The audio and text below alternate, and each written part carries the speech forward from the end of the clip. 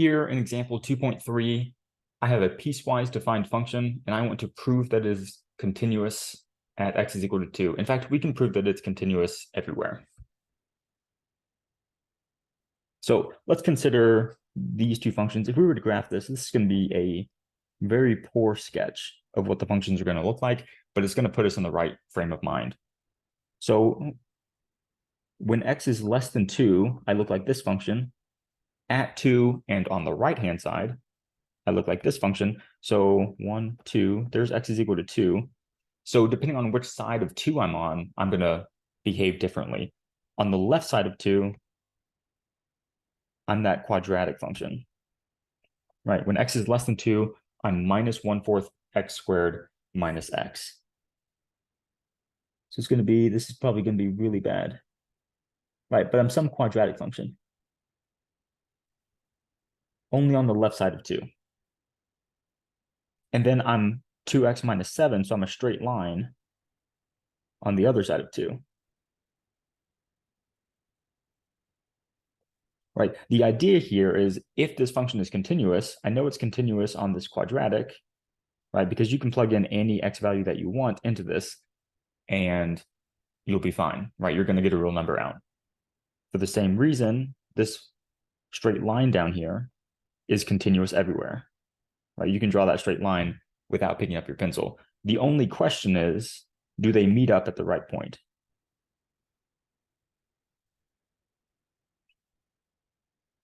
Right, so really the only part or the only point where this function might not be continuous is where this function meets this function at the value of 2. So let's study that limit.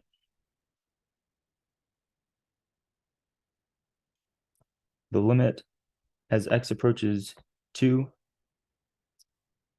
Now, in order to show that the limit exists, it's enough to show that the left hand and the right hand side are the same thing. So the limit as x approaches 2 from the left of the function h of x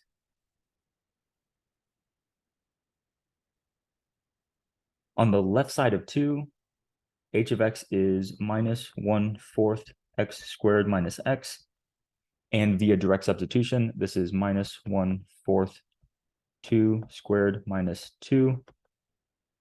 That is minus 1 minus a 2. That gives me a minus 3. So we just showed ourselves at 2, your function approaches the y value of minus 3. All right. Now, the limit as x approaches 2 from the right-hand side, in order for the limit to exist and equal minus 3, the right-hand side also has to approach minus 3. So on the right-hand side of 2, your function is 2x minus 7. Via direct substitution, you get 2 times 2 minus 7. That's 4 minus 7. That's minus 3. Minus 3 is equal to minus 3. So the left hand and the right hand side gave you the same thing. So from the right hand side, I also approached that same y value, minus 3. So it means that we have sort of that situation going on. The left approaches the same thing as the right. Now, what is the function value at 2? I go back up to my definition. And when x is equal to 2, I'm 2x minus 7. And we know that that straight line, 2x minus 7, when you plug in a 2 into that, returns minus 3. So therefore, we showed that the limit is well defined. The limit as x approaches 2 is equal to minus 3, and the function value is equal to minus 3. Therefore, the limit as x approaches 2 of h of x is equal to h of 2. That is the definition of continuity.